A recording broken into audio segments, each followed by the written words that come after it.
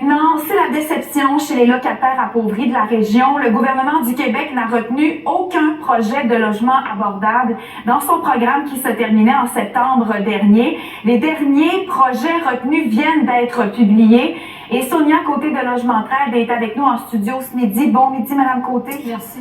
Alors, vous avez appris, vous avez découvert même ce matin vous-même que le projet de coopérative La Solidarité n'a pas été retenu. On imagine que c'est une grande déception aujourd'hui? Ah, une grande déception, encore plus. C'est un coup dur, en plein front.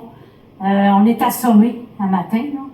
Écoutez, on s'attendait à avoir vraiment une subvention avant Noël pour débuter le chantier à l'été 2024.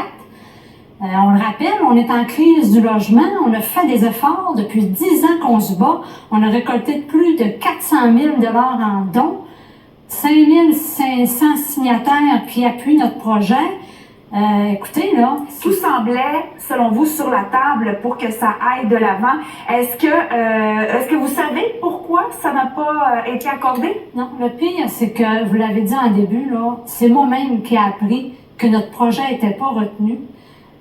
Aucune nouvelle, aucune lettre, aucun appel pour nous informer qu'est-ce qui fait qu'on n'a pas été retenu. Et vous l'avez même appris au député de Jonquière, Yannick Gagnon, il n'était pas au courant? Non, c'est ce qu'ils nous ont dit. Moi, dès que j'ai eu la nouvelle, je l'ai vue sur le site, j'ai envoyé un courriel au député et on me dit qu'il n'était pas au courant. Alors là, écoutez, c'est spécial, là. Hein? C'est des projets qu'on mène à bout de bras. Les émotions à travers tout ça, là, je me mets à la place des locataires à faible revenu là, qui l'apprennent, là, que leur projet n'a pas été retenu, puis qu'en 2024, on ne pourra pas débuter le chantier. De la construction.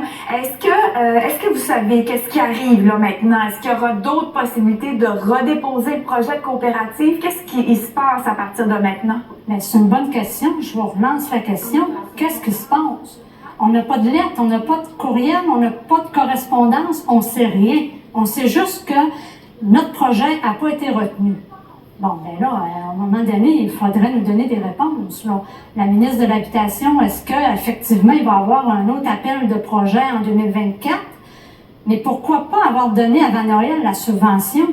On sait qu'il y a un terrain qui est promis aussi par la ville de Saguenay. On ne sait toujours pas quel est ce terrain. Qu'est-ce qui arrive justement là, de cette démarche de terrain-là? Bien, j'espère que la ville va continuer à tenir sa promesse en acceptant de nous laisser ce terrain.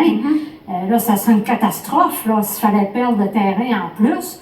Là, on va se remettre de nos émotions, on va se retrousser encore les manches, on va guérir notre cœur blessé pendant les fêtes, puis on va continuer notre combat là, en janvier. Et on rappelle que ce sont 14 projets que Québec vient d'autoriser pour un total de 1000 unités, aucun pour le Saguenay-Lac-Saint-Jean. Merci beaucoup pour les détails, Mme Côté. Merci.